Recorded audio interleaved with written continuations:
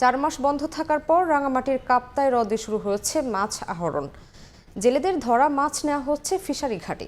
এই মুহূর্তে সেখানে আছেন রিপোর্টার হেফাজত সবুজ। সরাসরি যাচ্ছে তার কাছে। দীর্ঘ 4 মাস বন্ধ থাকার পর গতকাল মধ্যরাত থেকে আসলে কাপ্তাই হ্রদের যে 725 কিলোমিটার যে হ্রদ আছে সেই হ্রদের মৎস্য আহরণ শুরু হয়েছে, যেটা মাছ শিকার করা শুরু করেছিল। এবং আমরা একটু দেখাতে চাই যে আমরা এখন জেলার সবচেয়ে বড় যে মৎস্য অবতরণ কেন্দ্র ফিশারি ঘাটে অবস্থান করছি। বিভিন্ন অঞ্চলে হ্রদের বিভিন্ন এলাকা থেকে যে সকল মাছ ধরা হয়েছে সে সকল মাছ আসলে এখন এই অবতরণ কেন্দ্রে এসে অবতরণ করা হচ্ছে। এখানে তারা মাছের রাজস্ব পরিশোধ করে এই মাছ বরফজাত করে তারপরে চলে যাবে দেশের বিভিন্ন অঞ্চলে। প্রথম দিনের মাছ হিসেবে এখানে যেটি দেখা যাচ্ছে সেটি হলো যে এখানে চাপিলা পরিমাণটাই বেশি, বা কাপ জাতীয় মাছ আসলে প্রথম দিন পাওয়া যায়নি। এইসব বিষয়ে আমরা জেলেদের সাথে কথা বলেছিলাম, ব্যবসায়ীদের সাথে কথা বলেছিলাম।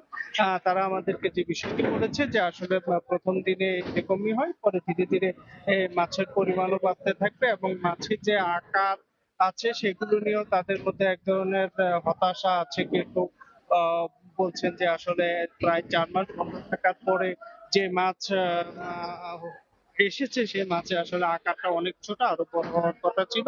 তবে এই জন্য যে ব্যবসায়ীরা যেটা বলছেন যে বা জেলেদের সঙ্গে জেলেরাও যেটা বলেছেন যে মূলত আসলে নতুন পানি হবার কারণে মাছের গ্রোথটা একটু কম হয়েছে। হয়তো কিছুদিনের মধ্যে খুব দ্রুত সময়ের মধ্যে আবার মাছের আকারটা একটা পরিবর্তন হবে এবং তারাও বেশ ভালো ব্যবসা করতে পারবে। আমরা আরেকটা বিষয় জানিয়ে রাখি যে কাপ্তাই হ্রদের যে আয়তন 725 বর্গ কিলোমিটারের এই কাপ্তাই হ্রদে আসলে মাছের বংশবৃদ্ধি এবং প্রাকৃতিক প্রজননের জন্য প্রতি বছর 3 মাস করে যে হ্রদের মৎস্য আহরণের উপর নিষেধাজ্ঞা জারি করে স্থানীয় প্রশাসন।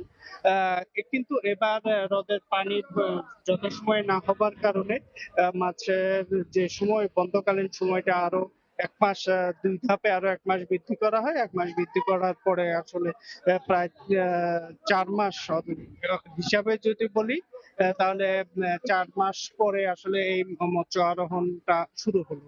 তো রাঙামাটিতে কাপ্তাই হ্রদে যে 4 মাস পরে যে কর্মচাঞ্চল্যতা ফিরেছে, এই ছিল আমার কাছে তার সর্বশেষ। সরাসরি যুক্ত ছিলাম রাঙামাটিতে।